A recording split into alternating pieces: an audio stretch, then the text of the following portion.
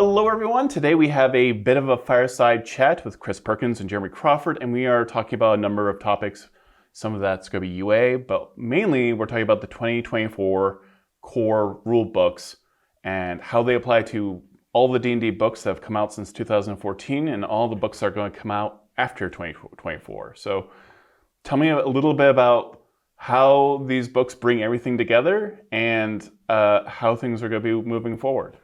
So you can think of these books as the culmination of the last decade, where we have all been playing D&D, DMing, talking about the game, creating content for it. And here I'm talking about not only the members of the D&D team, but everyone in the entire D&D community have been engaged in this. People giving feedback on Unearthed Arcana. These rule books represent that decade of conversation among all of us D&D fans, and is our chance to make the foundational books of the game, the 3 core rule books, reflect the best state of the game in 2024. Because as we have developed the game since 2014, we've made a number of interesting design choices, experiments, explored new directions in later books that can now feed into the core books so that they get to be state of the art. Because since they are the oldest books in the line, that means they don't currently get to benefit from some of the things we've learned over the years.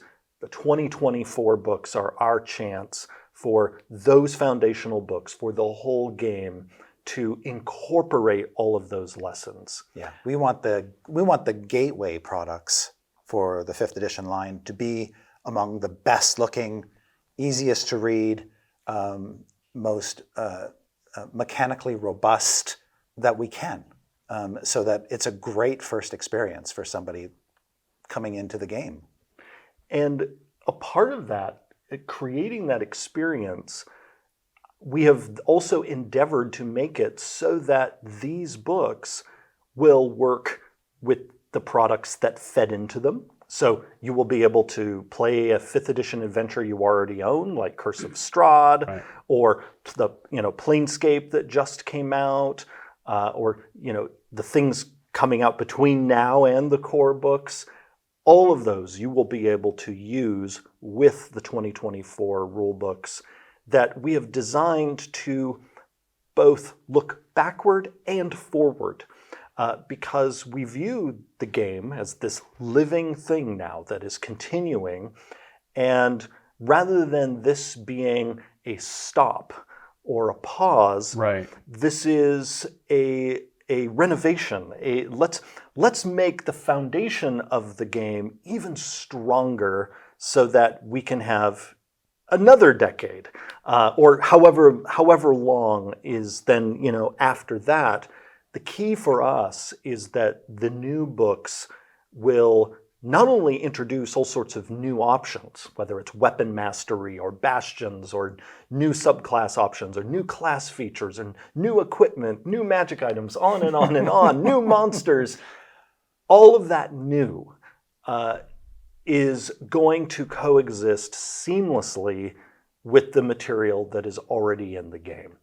And in any case where maybe we have adjusted how something functions, the core rulebooks will walk right beside you and make it clear how that new functionality interacts with 5th edition books you already have. So you're not going to need like a conversion guide or anything like that. You're going to be able to just get these books and keep playing. And you'll even have the option of having mixed character groups. You might have somebody who has made a character using the 2014 version of a class and its subclasses right next to somebody who's using the 2024 version of that class and subclasses. Yeah. Or if you're a DM running a game at home, you can pull monsters from the new monster manual, Monsters of the Multiverse, or any adventure that we've published, or any stat block that we've released on DDB, and all of that meshes together. You can have 2 different players playing Fey Warlocks and one from 2014, one from 2024, and they're going to be seamless and work together. Fine. Yes. Yeah. Now, I think people are going to want to play the 2024 version. I do too. And in fact, I have the Unearthed Arcana feedback that indicates that at least the people who took the survey agree with me. Right. Because my goodness, did that subclass leap up in satisfaction. Did it step up because of all the Misty steps? Sorry. Yes, it did step up because of all the Misty steps. I'm so sorry. And now I'm imagining a movie about dancing. We're gonna step up onto the streets. So, if I know we always love talking about scores, Right. the Archfey Warlock used to be one of the lowest rated Right. Warlock subclasses. As of the UA in which it just appeared, it is at 89% satisfaction. Ooh. Satisfaction scores for a community as large as ours usually don't get any higher than maybe like between 90 and 93%. Just simply because the D&D audience is so massive.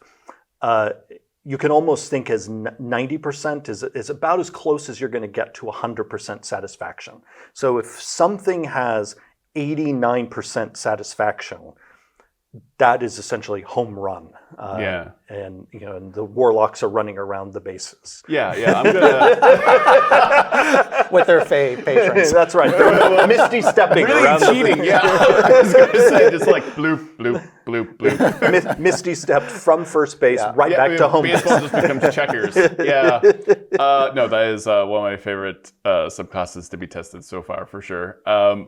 So what's interesting, because we're talking about the evolution, because we've had Monsters of the Multiverse and we've had changes as from 2014, 10 years later, a lot has gone on and there has been some variation, but we already talked about this before, but it's like 2014 and then this linear growth of 5th edition.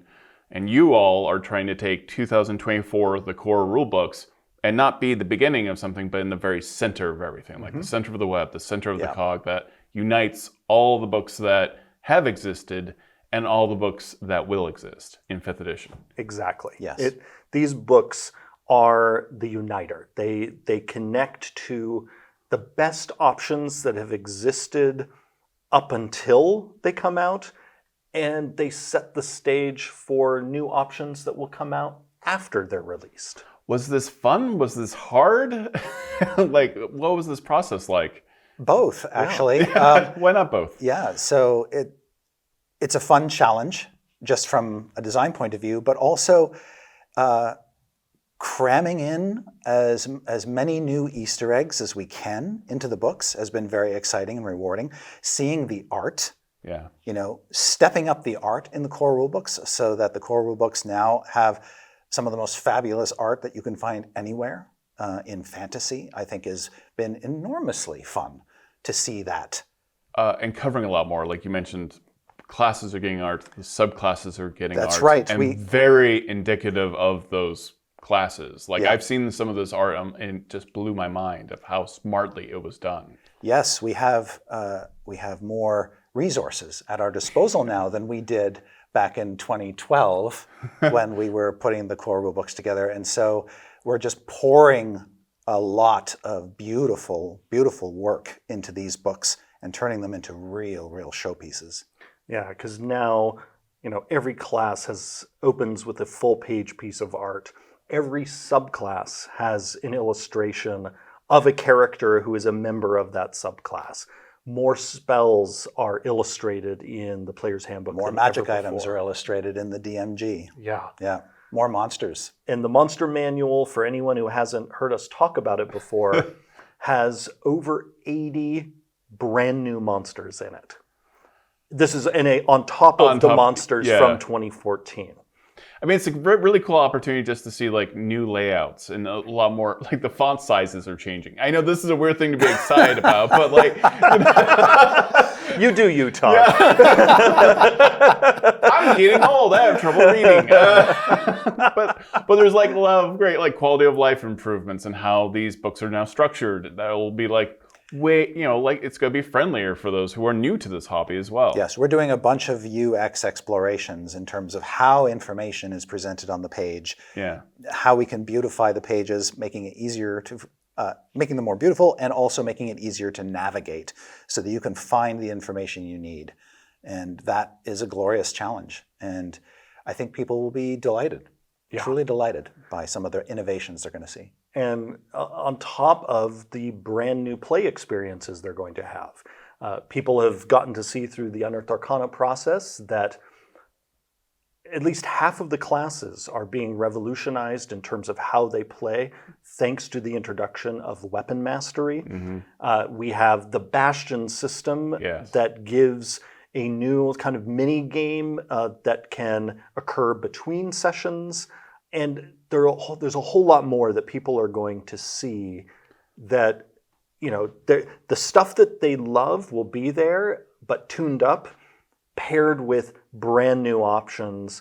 And then you're going to be able to, as so many of us love to as D&D players and DMs, tinker with it all and mix it up in ways that are satisfying for your individual campaign. But we still have some surprises. You're not going to see everything in UA that's absolutely not coming up. So we're making sure that every major piece of class design does appear in UA at least once. Right. But there are going to be some spells that people won't see, brand new spells that people won't see until the book is out. There are a bunch of monsters people won't see until the books are out. There are magic items people won't see until the books are out. Unless, of course, we next year do some previews. I mean, I suspect there will be previews where you will see some of it before. But they will not be a part of the UA process. I mean, it's interesting because we're not used to getting like such a substantial update and having an edition last 10 years. But the idea is like the Planescape campaign guide is the 5th edition Planescape campaign guide, definitively. Like this is the thing. Curse of Strad. This is Curse of Strad for 5th edition, and for the 2024 Core Rulebooks. You're not getting a different version of this adventure later that needs to be revamped. Pardon my pun. It's there. It's done, and we have revamped it. But like that's what's exciting is like Big B's. You can pick up Big B's now. The deck of many things. You can grab Planescape, and it's all going to be connected to the Core Rulebooks. Absolutely, because we developed a book like Big B's while we were working on the new core books. Now, the new core books are going to have like new ways of presenting certain kinds of information, enhancements to the stat block format, that sort of thing. But none of those changes make the thing that you already have stop working. You will still be able to use one of those fabulous giant stat blocks in Big B Presents with your 2024 core rulebooks. And I say that because there could be, especially the closer we get to release and when people see parts of the books, an inclination to see that something is different and then ponder, does that mean it doesn't work anymore? And the answer is no, it will keep working. The things will keep working together. Because we have been very careful throughout this edition to kind of segment things off in terms of the design. It is possible for us to change something over here without creating a shockwave over there. We've made it so that we can make enhancements also to presentation that do not undermine how the system functions. Yeah. And if you've been following us on our journey through 5th edition, you've seen us do this kind of thing before. Like, the monsters in Monsters of the Multiverse, the stat blocks, are formatted slightly differently than some of the earlier monster stat blocks that we presented, but they work perfectly together. Yep. This is a continuation of that. And in Tasha's, another example where we presented new optional class features. And in the years since that book came out, people have seen you can have a warlock who doesn't use the Tasha's features playing next to a warlock who does, right, and they can coexist. with the 2024 rulebooks, it's going to be the exact same kind of thing. Where, sure, your third characters might have a few different abilities, but you can still play together. Has there been like any delightful surprises? Like I know the Bastion system I'm fairly well obsessed with. But like in this process, like something that came up or some new idea. I know weapon mastery comes up a lot because that is kind of a game changer in a huge way for especially if you're a melee class fighter. But is there anything that was like a delight? Bastions I'm obsessed with because that inevitably, especially Ravenloft, because I love to introduce a Bastion-like thing or like a home base, because nothing's better with horror than like a house that can be haunted. Like give someone like financial stake in a house and then haunt it, or have a vampire invade it and see where that breaking point is. Have we gone too far? Have we sold the property? But like, is there what excites you the most? Oh gosh. It's hard because combined, the 3 new books, which are the biggest versions of the Player's Handbook, Dungeon Master's Guide, and Monster Manual the game has ever had, the 3 combined will be close to 1,000 pages. And so there is a lot that in there that we have been carefully tending and working on. And so, yeah, if we pause, it's like, oh my God, I love so much of it.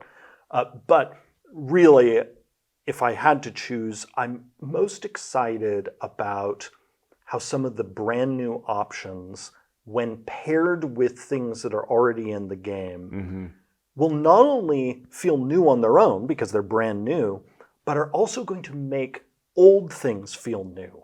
Because as soon as you pair some of these new options with an old thing, the whole context changes. And that's true with weapon mastery. That's true of some of the new feats that are going to be in the Player's Handbook. That's true of some of the new spells, magic items, monsters, and other game options that are present. You'll have sometimes this one element that will get added in, and even though everything around, it's like, oh yeah, I recognize that from 2014, but it will all feel different because of that introduction of that new thing that shifts the whole context. And there's something like that in just about every part of the game. Whether it's, the changing encounter building rules, or the way we're organizing treasure. That is different, and how that will be noted in the new Monster Manual, and so on and so forth. That there are all sorts of these little beautiful grace notes in every part of the game that bring new options, change your perspective on how that piece of the game works, gives you a new option, gives you new inspiration for making your own content, and so on. Yeah, I can't agree more. And I would add that for me, one of the most exciting things is the chance to go back and just drop in a few new little surprises for people. And also just pay off on, now that we've got 10 years of playing the game and analyzing and hearing from folks, we know what some of the pain points are in the books, and we can address them. Things like, well, there aren't very many common magic items in the magic items chapter of the DMG, so we'll put a few more in, that kind of thing. And then sprinkle in a few little surprises like, here's a new item that not only fills kind of like a hole or a niche, but actually kind of taps into something else in the D&D multiverse that we haven't touched on really yet, that opens up possibilities for products and stories in the future. Could you have had any idea that this would be going on this long for 5th edition? It just grabbed people immediately. Like, I remember everyone telling me about 5th edition and saying, you really got to try it. You have to jump in. And I was immediately enchanted. It started with interviewing you all, and then I bought all the books. And I'm like, oh, this is so fantastic. That's gotta be gratifying, right? Or humbling? I don't know which. Both? Both, yes.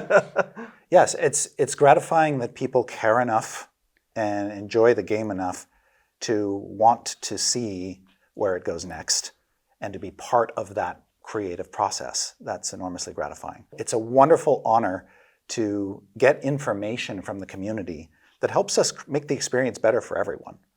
Like when we hear, you could do more in the game to support high-level play with more high-level monsters in the Monster Manual.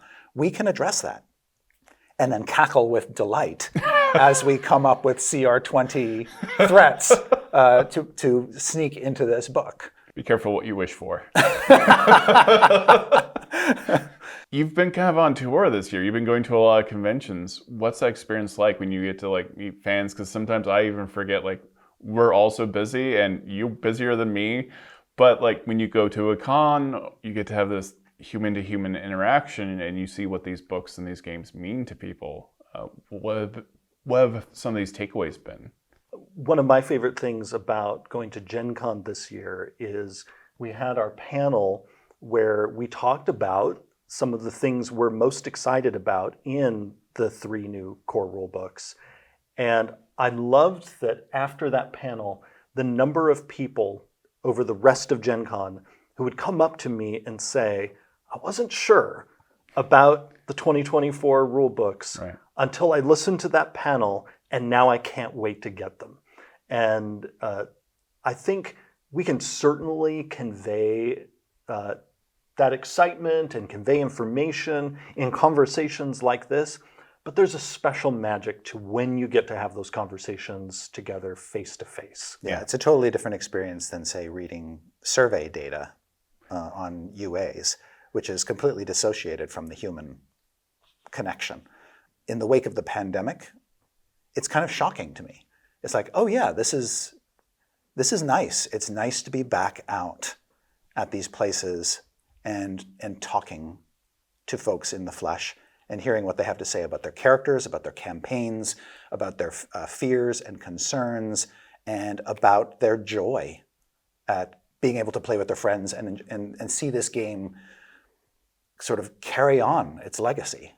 So UA has been going on. We've got some survey results. You mentioned that Feywild Warlock did quite well, which shocker. I like a good teleporter. Well, did we get any feedback from the Bastion system already? Not yet. Not yet. Okay. Not yet. But I'm very curious. So the data that we have right now is for the UA right before that. And the scores were fantastic. Great Old One Warlock, 87%. The Abjurer in the Wizard, 78%. The Diviner, 81%. You go through and the satisfaction levels, and again, for anyone joining us for the first time in a talk about scores, we're always looking for a score that is 70% or higher. Right. That is our goal. And right now, I'm looking at the scores for everything that was in that UA, and it looks like every single thing scored 70% or higher, except for the Brawler in the Fighter, and also a few features within the Barbarian. And so because of that... But my World Tree Barbarian is safe, though, right? World Tree Barbarian is safe. So part of sometimes the pain of this process is the Brawler didn't make it. We might revisit the Brawler, because we've talked before about sometimes it's just not the time for something. Right. And we can put the idea on a shelf and we can come back to it. What we found is the Brawler's niche for people just wasn't clear enough. There was a lot of conceptual static for people between it and the Monk and the Barbarian. And so we're going to go in a different direction for that subclass slot in the Fighter. But the Path of the World Tree Barbarian made it, but does have some things that need tweaks. So people are going to see the base Barbarian along with that subclass come back out in Unearthed Arcana, along with the Monk and the Druid. So right now, in a game that has 12 classes, 9 of them, or rather a core book that has 12, we never forget the Artificer, 9 of them now are moving forward in our internal game dev with just the Druid, Monk, and Barbarian needing another visit to Unearthed Arcana. And I know Jeremy has said this 100 times, but the UA process, the way it's built is everything that you've seen in UA is trial balloons. And so when the player's handbook comes out again in 2024, that will be really, for many people, their first chance to see these elements in their final form.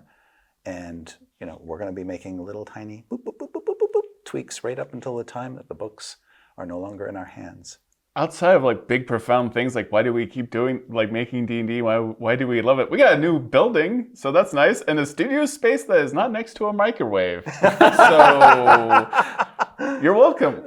Hilarious that we started out making these videos 7 years ago with just a door slamming next to us, and I was just taping fabric to the walls as a backdrop. We actually have a studio setting. Not with all the bells and whistles yet, but we also have a new building, which there's a Ravenloft section, which is amazing. I'm sad that we're not stationed in that section. I actually, most of the time when I'm in the building, I work in the Ravenloft. You're in the section. Ravenloft. We have different little sections that have themes in the building. So, okay, well, now you know where Jeremy is lurking. It's a Jeremy-shaped coffin with like a light and a laptop desk. Whereas I've been in the Feywild all day. Yes. Yeah. I am also stationed in the Feywild.